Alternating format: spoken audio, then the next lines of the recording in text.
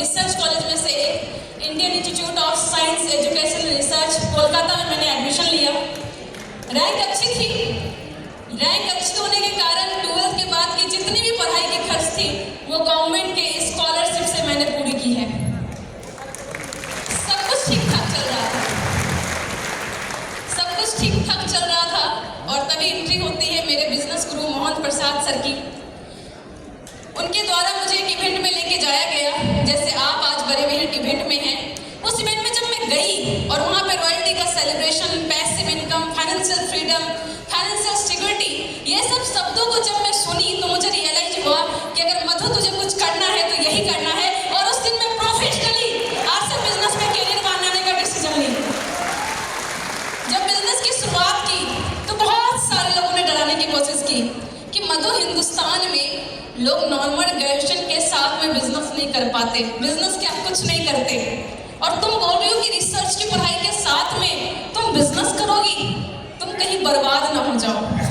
लेकिन तब तक बहुत देर हो चुकी थी।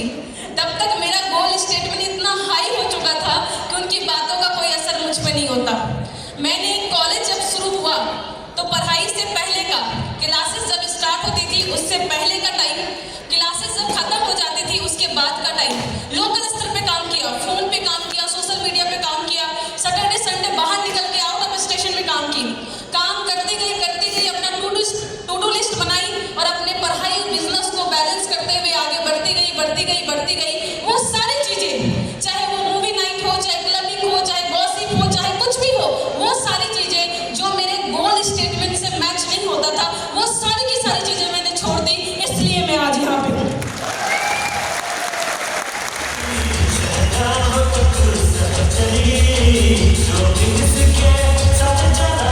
आज मैं फाउंडर इमनॉल्ट के पोजीशन पे हूँ। मंथली लाखों का चेक मेरे पास आता है और एक चीज बहुत गर्व के साथ बोलना चाहती हूँ कि मुझे अपने ग्रेजुएशन के टाइम पे, पोस्ट ग्रेजुएशन के टाइम पे जितनी स्कॉलरशिप मंथली मिलती थी, आज उतनी स्कॉलरशिप के अमाउंट से ज्यादा अमाउंट मैं आरसीएम के माध्यम से मंथली गवर्नमेंट को टैक्स पे करती हूँ।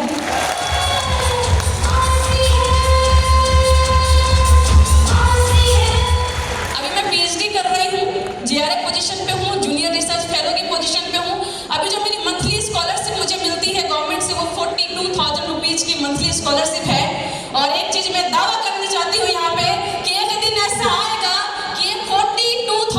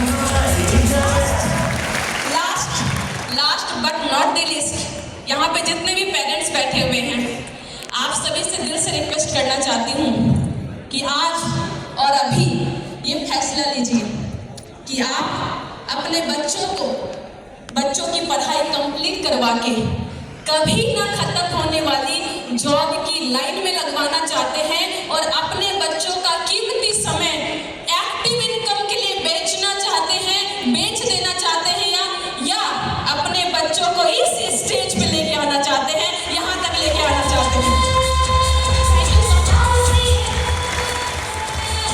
मैं लड़की होते हुए, मैं पीएचडी करते हुए, मैं घर की जिम्मेदारी को संभालते हुए बिहार के एक छोटे से गांव से निकलकर अगर यहाँ तक आ सकती हूँ तो आप सभी आ सकते हैं। आप सभी का वेलकम है। Thank you so much. जय आरसीए।